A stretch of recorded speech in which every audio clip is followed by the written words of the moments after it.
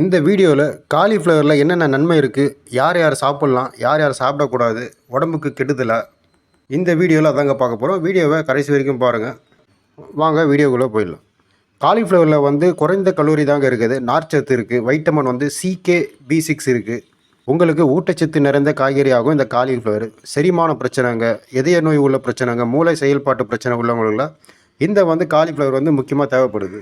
Sulforaphane காரணமாக இந்த புற்றுநோய் எதிர்ப்பு பண்புகள் வந்து இதில் இருக்குதுனால இதனால் வந்து சில பேர் வந்து சாப்பிட்லாம் இதை.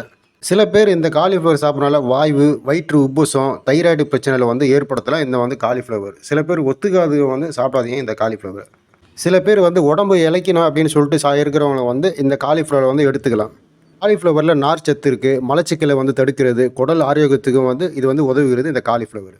காலிஃப்ளவரில் வந்து வைட்டமின் C இருக்குது, வைட்டமின் K இருக்குது, ஃபோலேட் மற்றும் பொட்டாசியம் நிறைய இருக்கிறதுனால இந்த காலிஃப்ளவர் முக்கியமான தேவைப்படுறவங்க எடுத்துக்கலாம். இதில் கோலின் இருக்கிறதுனால ஞாபக மறதி இருக்கவங்க, ஞாபக மூல வளர்ச்சி கம்மியாக இருக்கவங்க இந்த காலிஃப்ளவர் எடுத்தால் உங்களுக்கு வந்து பயனுள்ளதாக இருக்கும்.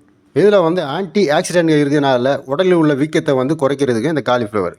தைராய்டு பிரச்சனை உள்ளவங்க அதிக அளவு சாப்பிட்டால் இந்த அயோடின் உறிஞ்சலை வந்து தடுத்து பிரச்சனையை வந்து ஏற்படுத்தலாங்க. சிறுநீரக கற்கள் உள்ளவங்க, பீட்டன்பு இருப்பதனால் சிறுநீரக கற்கள் வந்து யூரிக் ஆசிட் பிரச்சனை உள்ளவங்க கவனமாக வந்து இதை சாப்பிட்னாங்க. இந்த காலிஃப்ளவர் வந்து யார் சாப்பிட்லன்னா, இப்போ எடை குறைக்க விரும்புகிறவங்க வந்து சாப்பிட்லாம். செரிமான பிரச்சனை இல்லாதவங்க, ஆரோக்கியமான இருக்கவங்க வந்து இந்த காலிஃப்ளவர் சாப்பிட்லாம். இதில் வந்து வைட்டமின் C மற்றும் நார் சத்து தேவையாக அதிகரிக்க விரும்புகிறவர் வந்து சாப்பிட்லாங்க. காலிஃப்ளவர் வந்து யார் தவிர்க்க வேண்டும், யார் குறைவாக சாப்பிட்ணும் அப்படின்னா, தைராய்டு பிரச்சனை உள்ளவங்க கம்மியாக சாப்பிட்ணும். வயிற்று உபசம் உள்ளவங்க, IBS குடல் அலர்ஜி, IBD உள்ளவங்க வந்து இது வந்து அளவோடு எடுத்துக்கிறது நல்லது. சிறுநீரக கற்கள் உள்ளவங்க, யூரிக் ஆசிட் பிரச்சனை உள்ளவங்க அளவோடு சாப்பிட்றது நல்லதுங்க.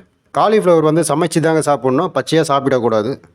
இந்த வீடியோ உங்களுக்கு பிடிச்சிருந்தால் லைக் பண்ணுங்கள், ஷேர் பண்ணுங்கள், சப்ஸ்கிரைப் பண்ணுங்கள்.